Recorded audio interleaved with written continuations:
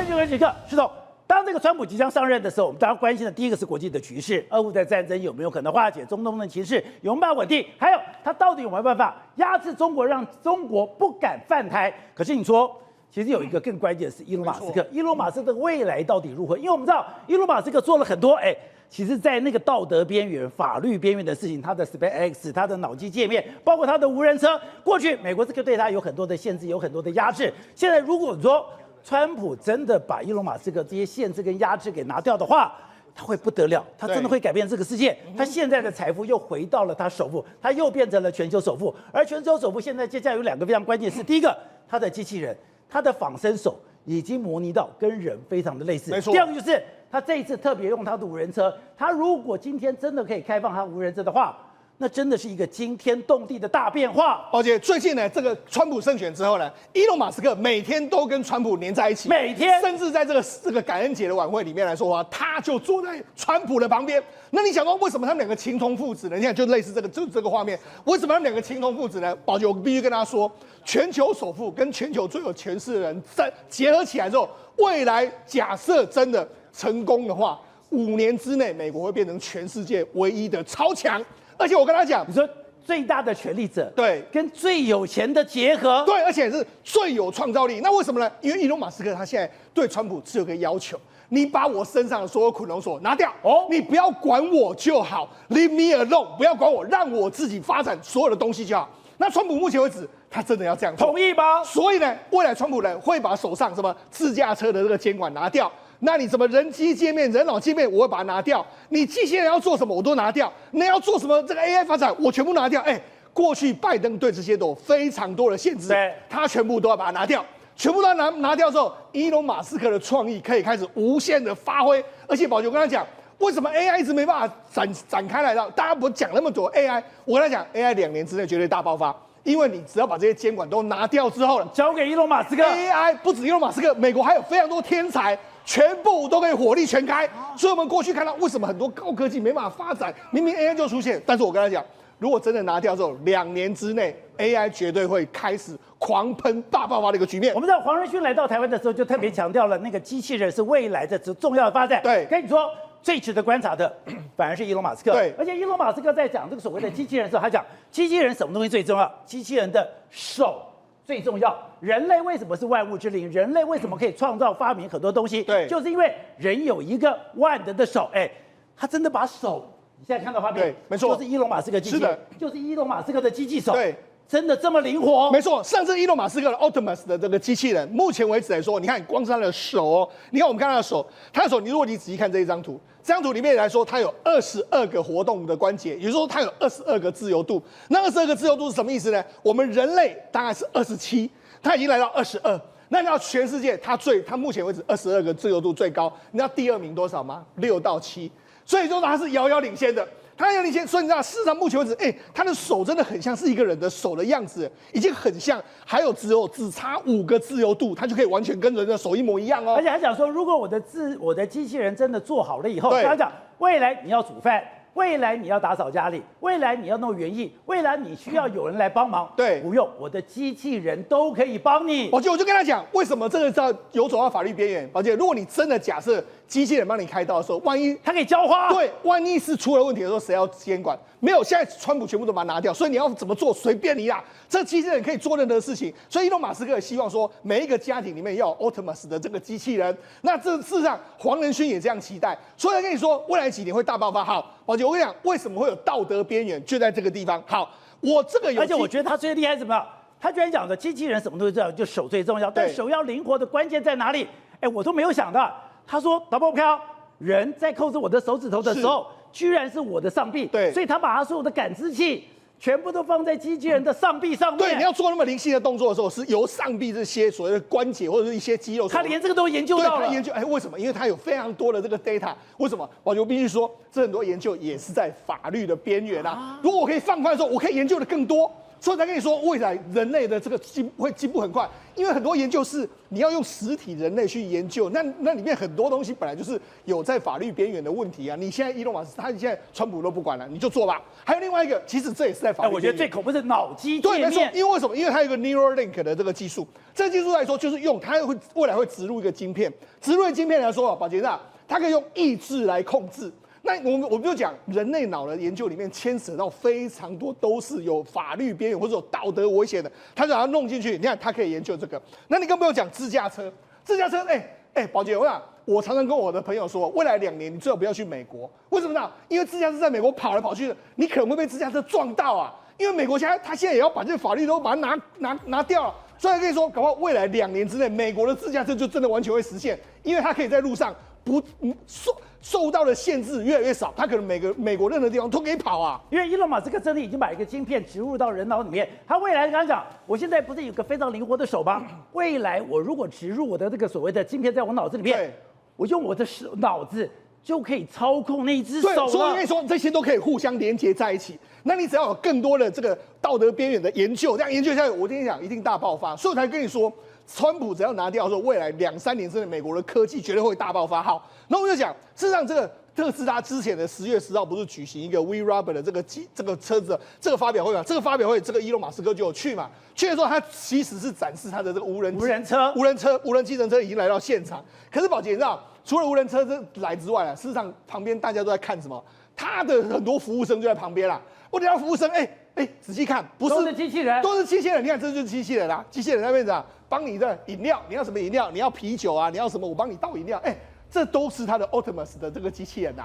所以呢，还有非常，他这个在打奶泡吗？对，这个在做 latte 吗？是没错，这么灵活吗？对，他就很会做好。那我就讲，伊隆马斯克有非常多的这个想法嘛。譬如说，你看，他可以帮你浇花啦，然后可以帮你擦桌子，他未来是你的这个所谓家里面的一个助手，然后可以帮你搬东西，帮你拿东西。所以跟你说，你看这些科技，如果万一真的未来能够这个完全展现，你只要有让我的这个 Optimus 的这个能力更加提升之后，完全可以大爆发。好，那我们讲这2天台湾因为棒球非常的开心，对不对？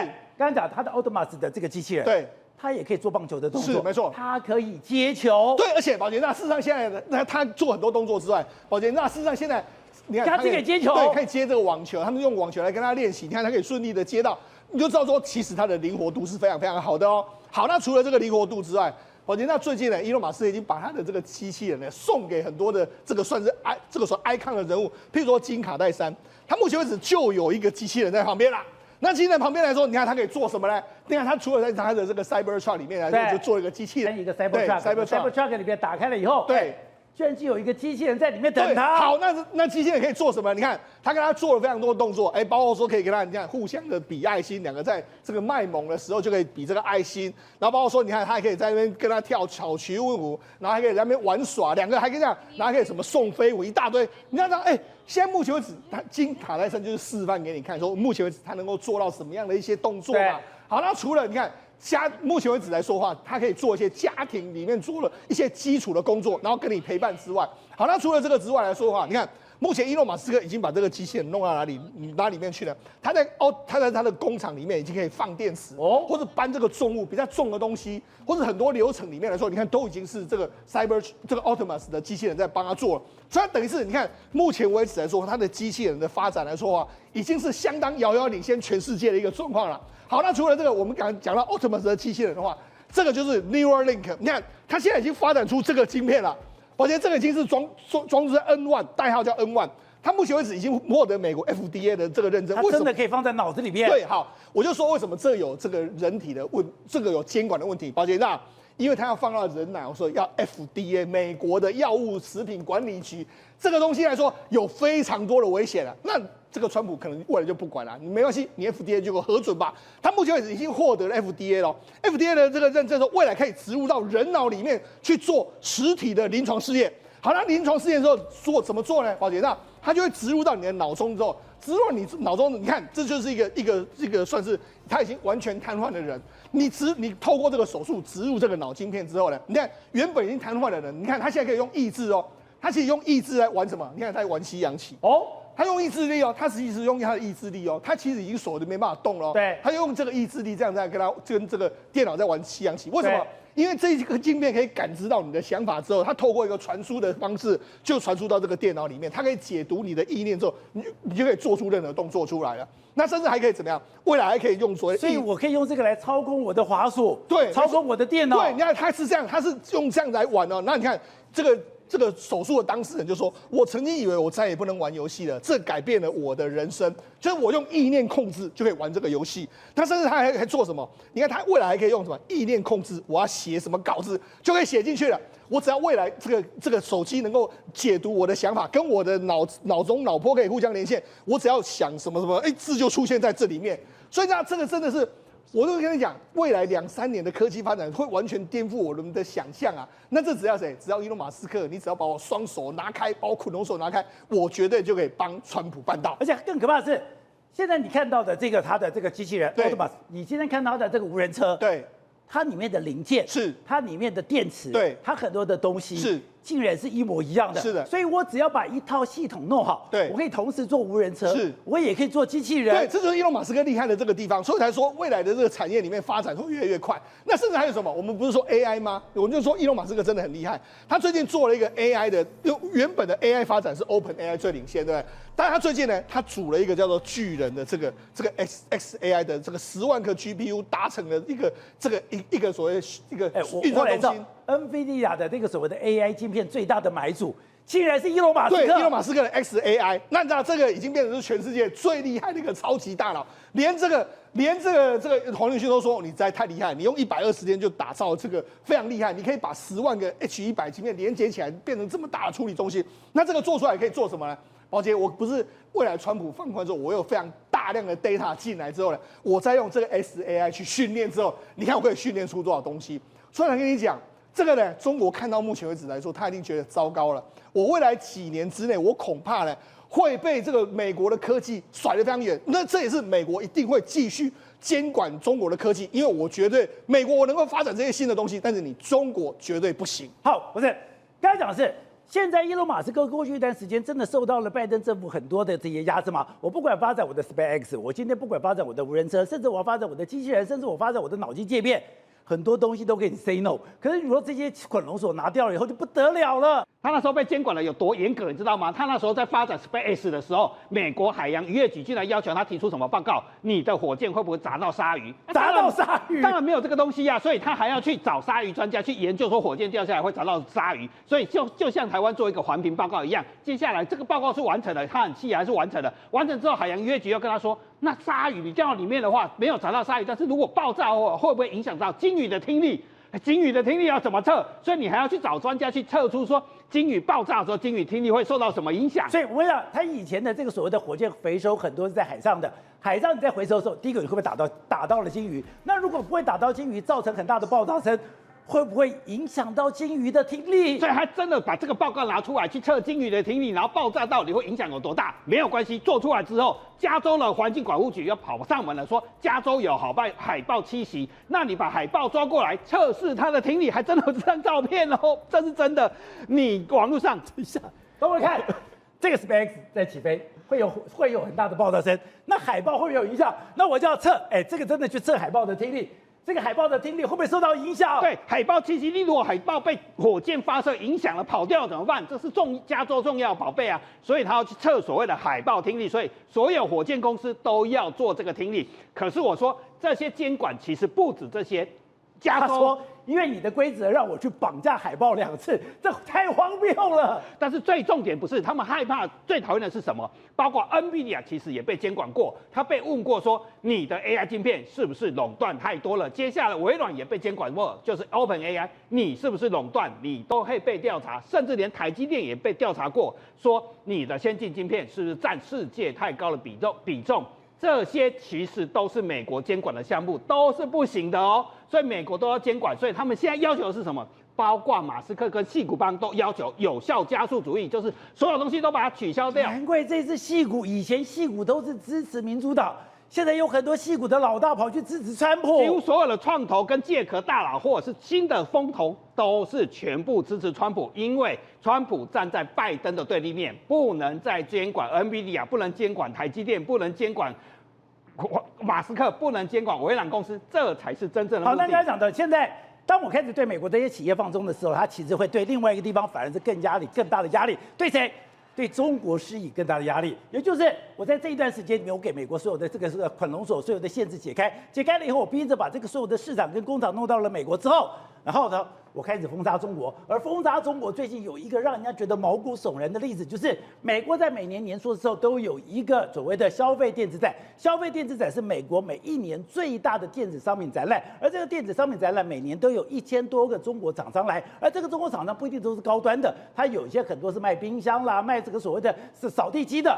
它现在这1000多个中国厂商，美国今年不发签证。对，川普现在好像是无差别攻击，连 CES 都禁止中国业者去参观，这真的很扯，你知道吗？过去每年这个时候，我们很多人就准备要去 CES 参加。那中国业者每年大概4000多家，有1/3是中国业者，卖的是什么？其实就是 TCL 或者是像海信电视很大的液晶电视。你说它有高科技吗？其实也没有太多高科技，虽然它硬晶面板很厉害，对，但是对中国来讲，对美国来讲，其实那都很 low 了。因为我需要的是美国的市场，那现在做这个动作就代表我美国的市场不给中国了。对，所以《每日电讯报》引用伦敦的智库说，如果川普2.0持续下去的话，对 GDP 冲击是非常大了，它的经济会崩盘，它社会会动荡。什么叫经济崩盘？它的 GDP 要掉2.28%，其实对现在保说英国智库讲，川普上台之后，中国经济会崩盘，社会会动荡。对，经济崩盘是怎样？它现在会掉2.28%，GDP 掉2.8%，非常严重。现在大家都不相信它有5%嘛，它如果再掉2.2%，它是什么状况？很难想象。接下来失业率会增加500万，现在青年失业已经超过1000万了，再多500万个，本来是在做电视、做家电，这些人都是硬就业哦。如果他没工作，社会会有多少仇恨攻击事件？这难以想象。所以这个英国《每日电讯报》说，它的社会会动荡，但是美国似乎没有放手 ，CES 展还是不让他去。再来是晶片战是越割越精准。你看到连上海研究院这个做 CPU 的高科技的核心科技领不到薪水，从9月开始，因为什么？台积电断供，设备断供之后，整个中国的科技业，尤其是半导体高阶的做 CPU 这些。竟然开始说领不出薪水500个。说我们的台积电前一段时间因为这个所谓的晶片走私的事情跑到了中国，所以我断然拒绝说7奈米以下晶片不可以到中国。这个已经对中国造成很大伤害了。像这个核心500个薪水已经欠薪半年，员工开始上去讨薪水，还告这个核心科技说你是拿政府补贴，而且是上海研究院国营单位哦，你还付不出薪水。接下来这个洪君鹏其实是很厉害的公司哦，他的创办人其实整个团队来自英特尔，有20年的经验，等于把英特尔做 CPU 的，现在都是高阶的工程师把他挖过来，照样。台积电不断供之后也是爆出来，这2天爆出来说1半的员工裁掉，为什么？因为台积电断供，整个中国可能不是这一家红军伟，这个是沧海一粟，总共可能会有200家业者都会被打击到。虽然中国人吹嘘说，就算美国不支持，我们也可以自立强，自强，我们开始买锅造饭，然后我们可以做出我们自己的晶片。他现在号称说我14奈米没有问题了，我现在可以做7奈米，我可以做5奈米，甚至3奈米，我都可以做出来。但是重点在哪里？现在最先进的晶片里面都放在哪？放在手机里面，放在手机里面。现在华为的 Mate 70就要出来，对不对？被看破手脚了，对，不然为什么卖不掉了？第一件事情，它不只是卖不掉，它是根本做不出来。所以呢，即便他们讲得很好听，说这一次呢，总共有300万只，马上完销。但不好意思哦，300万只，它上市 Mate 60卖多少？卖1200万只，哎，换言之，现在的产量，它第一波应该是出货的大货，根本就做不出来。在第二件事情，不止做不出来，还延宕。原本理论上讲1年1机嘛，12个月就要卖1只，就不是。他这一次足足拖了15个月，为什么？因为晶片不足。那最后呢，甚至连双11节也没有遇到，就这样呼噜呼噜的过了。而且再来，我们讲到说好，那至少有做嘛，有300万只嘛，效能性能怎么样？它的主打说呢是40%的性能，结果说没有想到人家去看它的设备规格，利息想搞到骗的对吧？第一个，它的 Mac 70用的是什么？是用9010的，也就是麒麟9010。宝杰哥，这是新的还是旧的？旧的，是旧的啊！你这个有没有增加？所以连中国的媒体都不看，连中国的媒体都讲，这是史上最韭菜的华为 Mate， 它竟然用着上一代的处理器，就是你完全没有更新，你等于花了大把的钱就买了一模一样的东西，而且它是要到 Pro 等级才勉强是9020。好，这个我们先暂且不论。再来，它为什么生产出现一个很大的危机？因为在于奈米数的问题，这是前端最竞争的嘛，所以现在差距，他们说跟至少差了5年以上。所以说华为真的已经走不下去了，华为真的已经碰到墙壁了，华为现在只能用旧的处理器做了。对，而且再来，你知道吗？旧的处理器就算了，但跑出来，我们先给各位看，你就知道这个多离谱。他说40%提升效率，那大家当然很好奇嘛，来去看你的规格嘛。那看规格不准，因为中国的规格呢说归这样说，我们要拿来做一个比较，来，他们就拿来做比较。那华为呢，这个最新的哦，我们讲的是9020哦，也就是麒麟9020哦 ，Pro L， 然后鸿蒙系统哦，完全是纯血的哦。所以宝林哥，你看他左边的手机，这叫毒蘑菇实验，什么意思？代表说他在滑的时候，他会去测试说，我到底去跑这个3D 立体成像、立体图像的你说顺畅度左边怎么样？是华为，对，右边是其他的手机。那其他的手机，它的显像、它的速度都比较快，但左边它这个显像变得非常糟，非常的模糊，它还动不了。宝林哥，这已经不是速度问题，你仔细看哦，左边滑下去之后，它大概隔到了在我们讲的这0.4秒、0.5秒之后，它啪啪啪，很像在看什么？看4格漫画。那右边呢，虽然说也不是特别好，因为右边这是 OPPO 的 Find X8，它是怎样？它至少可以完整的看到那个流畅度。所以你想想看到，他们后来去对比说这一次华为最新出来的手机是什么？我们刚才跟你讲，晶片落后5年嘛，拢北偏浪。它真的落后5年，因为他们说它的效能大概是 iPhone 11到 iPhone 12之间吧，那个我就用 iPhone 12嘛。他的意思说，而且呢还比较差哦，它只是说晶片等级上来讲，大概是落在这个规格。所以光是你如果用效能来比的话，对不对？跟美国，也就是我们讲的 iPhone， 它的差距多少？5年，就是说5年一代。那如果跟他们自己国内咯，我没有跟别人比哦，就跟 OPPO 比就好咯，差几年？一样差3年。所以对他们来讲，他们就说我那这种程度的话，我干嘛要去跟你买这个东西呢？对不对？你芯片自己，那我们讲的就是全部都国产化，那做不好就做不好啊。但我跟你讲，华为的梦很大。因为他不只是说要手机而已，他说我还要拼 AI。但拼 AI，我们讲最重要的是什么？就处理系统嘛。就好，他有做，他做了这个 Ascendant， 就是我们讲的创建的这个910。就宝杰哥，你知道吗？它的尺寸足足比台积电大了1.5倍之多，而且效能呢根本就没得比。所以你想想看，在这个情况之下，中国要怎么样跟人家拼 AI、拼半导体？好，吴总，你这些就讲了，中美这个大贸易战，除了这名字是贸易战，可是那是国力的战争。国力战争，第一个当然讲，我要把供应链，红色供应链跟美国的供应链完全的切开；第二个是我要拉开它的这个所谓的科技的一个差距，所以我就要打压中国。关键来了，你说伊隆马斯克的这个动作就至关重要了。我一方面松绑，一方面打压中国。我现在这样，川普这一次的 MAGA 就 MAGA， 他说让美国再次伟大的目标是什么？它其中一项就是科技要绝对领先。那这个科技领先就是现在的做法，就是跟这个伊隆马斯克一样嘛，他就是整个就解套嘛，所有的这个规定全部开放。那这种情况在美国不得了啊！因为很多美国过去一些奇奇怪怪的规定，包括对人权啊，或是对一些虚幻的一些的恐惧感，那通通解套。对，所以这个东西会让美国的科技突飞猛进。这是第一个，它绝对领先。那个领先的对象是谁？中国。那只是针对中国嘛。所以他再讲第二点，再讲简单一点，所谓的美国让美国再次伟大的目标是谁？就打败中国而已啊，他没有别的目标啊。所以说那打败中国是怎么讲？怎么定义呢？很简单嘛。去年的中国的 GDP 跟美国的 GDP 的占比是多少？你知道吗？2023年62%。我们曾经看过有中国占到70%以上，对，它以前是70%呢，70%以上，现在占62%了，一直往下滑落。所以也就是说，习近平当时跟普丁讲了一句话。这个100年未见的际遇的这个最大的这个机会来了嘛？对，就是中国有变成中华民族的伟大复兴了，中国有可能会超过美国嘛？所以不是这个话已经讲很多年吗？对，说2027啊，2030啊，所以中国 GDP 会超过美国了。那这个话这个论述现在已经没了，没有人讨论了。完全没有人讨论了，所以我刚刚已经提到2个东西了，一个总量超过了，一个科技超过了，那你还剩下什么东西？再来更可能第3点，美国已经确定要用它的关税的手段去打压中国嘛？对。那这个打压中国的情况之下，那中国的 GDP 刚刚已经谈过了嘛，大概会再少2到3个百分点，还有包括要取消最惠国待遇。如果这些事情发生的话，中国会面临到什么样的问题？中国本身的内部的经济会面临到这种崩盘的危机的。如果这种崩盘危机，它现在目前年轻人目前大学毕业生待业人口在去年待人口1000万人，现在超过1000万人，对，1000万人没工作，年轻人、大学毕业生，你要注意哦，这是动乱的根源，所有的动乱就是在这个东西。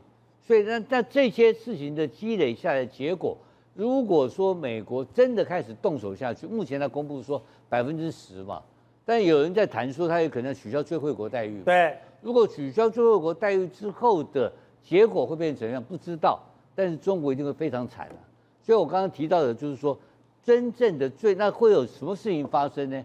其实会有他中国内部的权力斗争会引发出来。好，体委。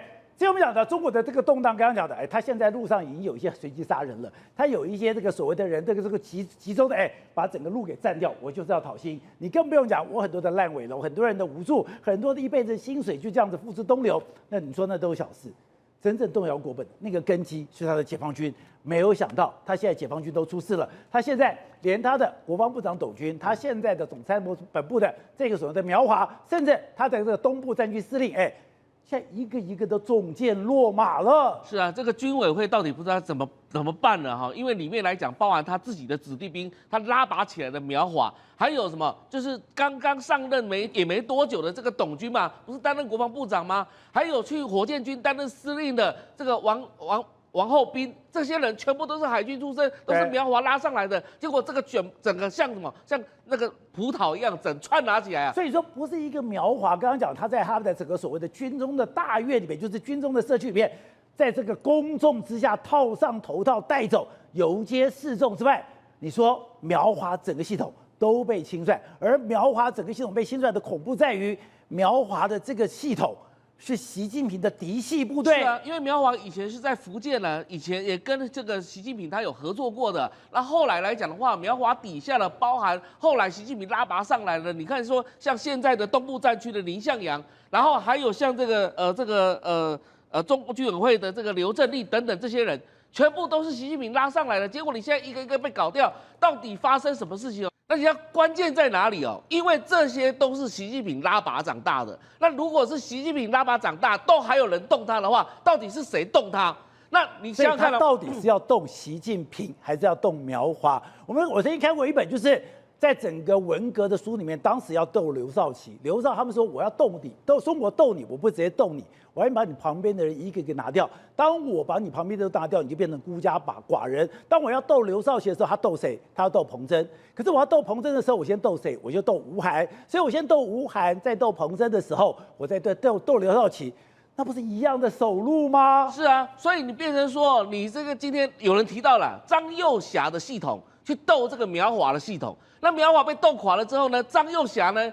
张幼霞后面会不会还有另外一个，比如说何卫东现在也在位啊，何卫东又不会去斗张幼霞，所以整个解放军内部来讲的话，大乱斗啊，我认为都跟什么有关系呢？跟准备在召开21大有关系啊？为什么呢？今年的3中全会开了没有错，4中全会没开。但是4中全会可能明年要开，明年4中全会的时候，是不是开始要安排一些人事，有我的系统要进到这个里面去了？然后接下来你看到那么多的中央委员，一个一个下来，现在我都认为是一个人事斗争的起始点开始，而这个起始点是什么东西？解放军里面先乱。问题是说这些解放军如果这样乱的话，请问他如果要打台湾，他怎么打台湾啊？他现在来讲的话，整个部队来讲的话，群龙无首。然后现在呢，我们当然讲说，非专业的领导专业。你看他派一些海军的去搞这个火箭军，结果呢，你这个火箭军说，大家那时候解读说，为了忠诚嘛，对习近平忠诚。但是问题是你马上对习近平忠诚，马上要被搞下来，那接下来搞谁去呢？谁要去接这个位置呢？然后现在董军下来的话，谁要去接国防部长呢？所以整个解放军，我认为是一团乱。那这一团乱的话，可能跟所谓的斗争都有关系，跟所谓的人事大乱斗都有关系。这些问题都在准备这个接下来可能是2027年的21大的时候，看谁能够浮出台面。而这当中来讲，更危险的是什么事情？如果有旧的系统想要反扑，如果像这个所谓的这个像博呱呱最近不是在台湾出现吗？博呱呱来台湾是为了反扑。那博呱呱的老爸大家都知道是薄熙来，薄熙来的系统以前在2012年的时候跟习近平之间的斗争，而当年来讲的话，还有一个就是李克强。不过李克强在2023年的时候心脏病发死掉了。现在也没有人这个所谓的李克，因为你知道，当年李克强是让给习近平啊，习近平本来来讲的话是不可能取得什么总书记的，本来大家看好的是李克强，结果后来李克强退了，而且习近平上去了，结果李克强你知道一退，马上就是身家财产马上受到影响嘛。现在来讲的话，就是说看是不是有海外的红二代。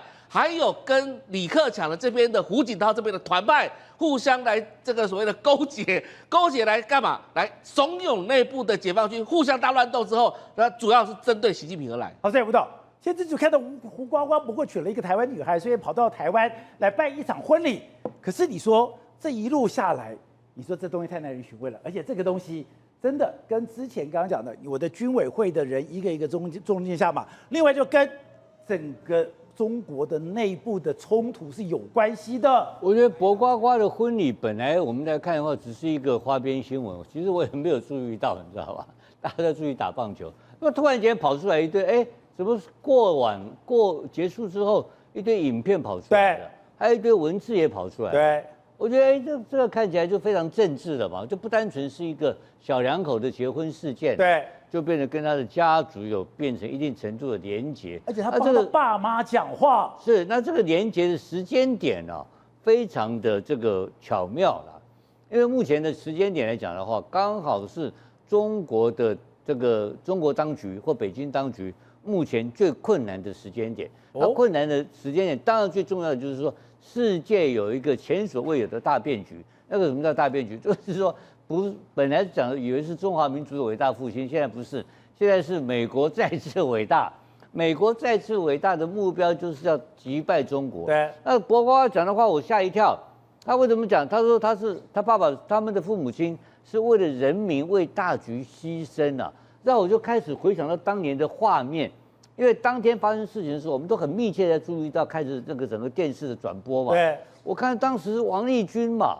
王立军这个跑到成都美国领事馆嘛，他从重庆逃到成都嘛，逃到成都的过程，他还化妆成一个老太太，又换了几部车，然后呢车子直接开到美国的成都的美国大使馆了。哎，因为大家搞不清，因为什么？重庆是直辖市，但是成都是什么？成都是四川省省会。那成都的美国大使馆，他有个大使馆在那边，所以他冲进去的时候呢，就带着机密资料冲进去。但那时候发生什么事情，你还记不记得？哎，重庆的武警部队呀，对，然后马上就开追上来了，立刻就包围了成都大使馆了。对，你记不记得？对，美国大使馆整个被重庆的武警包围了，包围的情况之下，所以我现在想说，哎呦，为人民为大局牺牲。如果你不牺牲的话，那你要干嘛？冲进去了，他把老美干了，跟老美干起来。因为他讲的其实很多，不是说我爸爸为人民大局服务，他说我爸妈以身作则，慷慨激昂，忍辱负重，为人民为大局牺牲。我的父母就像你们知道的，他们无法参加，不能参加，让人倍感思念。我充满爱，我的心中充满爱意。他说，如果我开始向他致敬。我就无法重返到 party， 但我的意思是舞会这个 party 的意思，他知道我只要敢去对我爸妈讲话，跟我爸妈致敬，我就被党来对付。可是他还是讲了，不，所以问题是我们听说现在说薄熙来夫妇哈已经被假释在外，然后放在外面了，对，已经在软禁在江苏了。说日子过得也还不错了，就是行动有受到约束了。因为真正讲，实际上讲，薄熙来并没有得罪习近平哦，因为当时去扣押薄熙来的人是谁？胡温，是胡温嘛。然后所以他在台湾讲这个话哈，当然是意有所指嘛。那讲这个话也跟着时空背景有发生关系啊。因为现在目前的中国的情况是开始不太妙嘛。对，你不要忘记当时的中国改革开放的一个最原始的一个契机是什么？是因为中美建交嘛？中美建交目的是为了什么？是为了联中制俄嘛，对不对？那联中制俄，然后当时就有一个论述问出来，哎，你联中制俄，结果把中国搞大起来怎么办？那时候所有的美国当局就所有的专家就提出一个说法嘛，叫做和平转移嘛，叫 peaceful， 就是transformation 嘛。就是和平转移，把共产党和平转移成民主化的一个政党，一个现代化的国家嘛。结果现在变怎样？放弃了，完全放弃了，变独裁国家，变世界第2大，笑死人了！变这种事情出来，所以变成才搞出川普这美国再次伟大，跟中国人干嘛？这个干的气氛，不过他们知不知道？知道。当然他们是当事人，尤其他们在海外，每天感受到非常强烈的气氛。